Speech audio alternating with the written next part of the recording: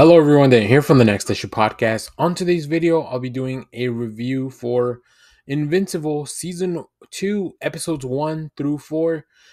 So we are at the midpoint of the Season 2. They're going to be taking a break before they release the rest of the episodes sometime in 2020, early 2024, according to the internet. So I figured this would be a great place to take a break, talk about what's happened so far. We do have a review for the first episode, which I go kind of full in depth into the story. Um, I will be getting into spoilers, so if you haven't seen the show, come back. Put this on your watch list. Give us a like, leave a comment, but come back and watch this video later. So this show starts Stephen Yeun as Mark Grayson, aka Invincible, Sandra Oh as Debbie Grayson, J.K. Simmons as Nolan Grayson, aka Omni Man, Sassy Beat as Amber, Sterling K. Brown as Armstrong Levy, who is one of the new antagonists for the season, Walton Goggins as Cecil, Jillian Jacobs as Eve or Adam Eve, Jason Mantzoukas as Rex, and there's plenty of other people, but these are kind of the main. Jason Mantzoukas is not as big of a character, I think, in season 2 as maybe some of the other people I put on the list, but I really love Mantzoukas, so I just want to make sure that people knew he was part of the show. So, as I mentioned, we're going to be going through episodes 1 through 4. Episode 1 is a listen. Let me give you a quick synopsis for the episodes, and I'll talk more in depth about this half season. Episode 1, a lesson for your next life. In the aftermath of his father's betrayal, Mark struggles with his responsibilities as Invincible and encounters a new unexpected enemy. In episode 2, in about 6 hours, I lose my virginity to a fish. That's the name of the episode. It's summer break for Mark and his friends, but supervillains don't take a vacation. Mark is forced to face the consequences of Omni-Man's double life. In episode 3, this missive, this machination. This is kind of a double episode. First, we have Mark starting his college career. Debbie struggles with a lot of personal trauma. We follow Alan, the alien who we met last season, as he returns home to find a new threat facing the coalition of planets. And then episode 4, which is the last one for this break. It's been a while, where Mark answers the call to save an alien species, but it comes with unexpected personal consequences, where he reconnects with his father, Omni Man. So it's been a great first half of the season. I guess let me start with some of the more my qualms about this, and this is just half a season, so it definitely is something that it's only an issue now, but I feel like it could be very easily rectified. We set up this really interesting villain at the beginning of the season on Levi, um, and we kind of haven't really revisited him much. We saw like an end credit scene. We know that the Mahler twins were helping him out, but now they're kind of off back doing their own thing. And I love the Mahler twins. I think they're really fun characters. They definitely bring in both a threat, but also like a lot of comedic relief. So I think that's really interesting.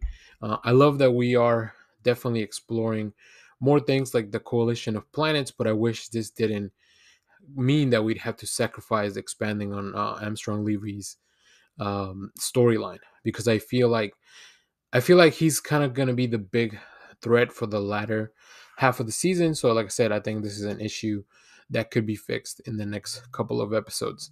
Um, and yeah, this season's been kind of all over the place, but I love that all these episodes really manage to bring in a mix of superhero comic action, which I love. It brings the funny in a lot of times, especially when it comes to seeing some of the new Guardians and these younger characters, specifically like Rex. One of my favorite characters when it comes to the funny. The Mahler twins also very great comedic reliefs. Even just when Mark is hanging out with his friends, they come into some humorous situations. But we also have a lot of drama going on. There's some really interesting stuff happening with Cecil and his agency. Um, and we also have a lot of stuff that, Debbie's dealing with a lot. There's a whole storyline for her, which I think it was very well done. I think it was really interesting to see the consequences for Debbie, of everything that Omni-Man had done, right? When he murdered the Guardians, because now she's also kind of ousted from their own support group, for people who have lost superhero or their counterparts or their partners who were superheroes. Um, so that's really really interesting, and of course we have the gore and the violence that's always there. I think it's just so much easier to kind of enjoy is not the right word, but kind of experience that gore and violence in an animated medium. It definitely makes it a lot easier than maybe seeing some CGI or practical effects. It's go check out my review of the Thanksgiving film, where I talk a little bit more about how I feel about seeing like practical gore on screen. But yeah, the animated medium helps out a lot. It helps the fights look very dynamic. I think one of my favorite representations of powers is Adam Eve's. Like just whenever she's fighting, it's very reminiscent of like seeing a Green Lantern fight, but even better because she can, change things up and turn things around. So, yeah, all these characters, they really try to make sure that everyone gets a little bit of a moment. Adam Eve definitely somebody that we're keeping along with her story and her relationship with her parents. Um, so yeah, all the characters in the periphery are definitely being taken care of very well. I love that Alan the Alien, voiced by Seth Rogen, got his glorious return. Now, unfortunately, and maybe hopefully it's not the last time we see him, but it could be after the way that he was kind of left at the end of that fight. So we'll see. We know that the collision of planets, it's not all what it seems to be. There's a mole, and we know that there's somebody working with the Viltrumites. So that's going to be an interesting thread to follow. So these first four episodes, they definitely dropped a lot of threads and things to be completed. So I hope the show is conscious enough that they have to close out and or at least pick up a lot of these things on the second half. Otherwise, it might be a little bit disappointing. Plus, I'm not even including all the things that they could bring in the future for a surprise. Um, but of course, the star of the show, Invincible. I love, I love how they keep teasing the title card Invincible coming up. They love doing that whole bit of like they're about to say his name and then they cut to the card instead. I think that's a really fun bit, and they played around with it a little bit this season, which is really fun. But yeah, Stevie Young, like he's giving a great performance as Mark Grayson, and for the most part, we want to know what's going on with him. He's going through a lot of issues. He wants to help, but people don't trust him. It makes sense that Cecil doesn't trust him anymore after what his father did and how he betrayed everyone around him. But he wants to help. He wants to be a superhero, but also I feel like he wants to have his own life and you know deal with like be in a relationship with Amber, go to college with his friends. But he feels this other responsibility, right? Very much like with great power, there must come great responsibility type of stuff, which I think is what makes this character a lot of fun. He's definitely Invincible uses a lot of the tropes that we've seen in superhero comics, but it also just kind of expands on them, which is great. I think it's the story's been really great so far. If not a little bit all over the place, it's definitely been a lot of fun to follow around.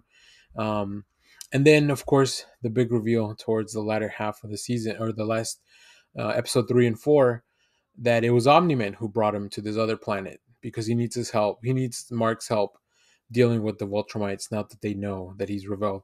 And just the kind of way that we were left off with this big cliffhanger, I won't go into details for that. So you can kind of go enjoy that piece if you haven't seen it. But man, Mark is in a tough spot. And I don't know how he's going to deal with stuff going forward. I don't know that he has a lot of friends left that can really help and make a difference. I know that he has a lot of friends, but I don't know that there's many people that can help and make a difference here. So I hope something comes through, something happens there for Mark.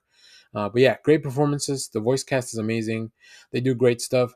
Every once in a while, there's a few animation choices that are not my favorite, but I feel like they're stylistic choices. I choose to be positive and think that those are stylistic choices that I'm just not that are not up my alley, as opposed to just sloppy animation. I don't think, look, an animation is tough and it's hard work and it takes a long, long time to do it right. And then when this show does animation right, I think it's very easy to not pay attention to it. But when something looks off, I think it definitely brings that to the forefront. So yeah, I don't know. We'll see what happens with the rest of the season. I'm glad that they're taking a break if it is needed for them to complete this. I don't know if it's like an anime where when they take a break is because they need more time to release an episode, or it's just this is a planned break just to not go into the holiday season and kind of lose viewership, and another reason for Amazon to make people keep their subscriptions up. So we'll see what happens there. But yeah, great first four episodes. I've only read for volume one of the comics, so I'm not like at this point I know nothing of what's going to happen. I do enjoy seeing reading online, not so much spoilers or anything, but more of like the reaction of people that have read the comics, because I feel like the show has changed so many things that even at this point they may not be as they may know a little bit of what's going to happen, but I think things have changed enough that comic readers will still be very much surprised. So really fun to see that the show can do that. So if you have seen these four episodes, let me know what you thought about them down in the comments. As always, thank you for watching, everyone. Remember to share, like, subscribe, hit the bell so you know when we go live. That is most Saturdays, 10 a.m. Central Standard Time. Stay tuned. We have more comic reviews, trailer reactions, TV recaps, all that fun stuff here on the channel. Thanks for watching, and we'll be back with more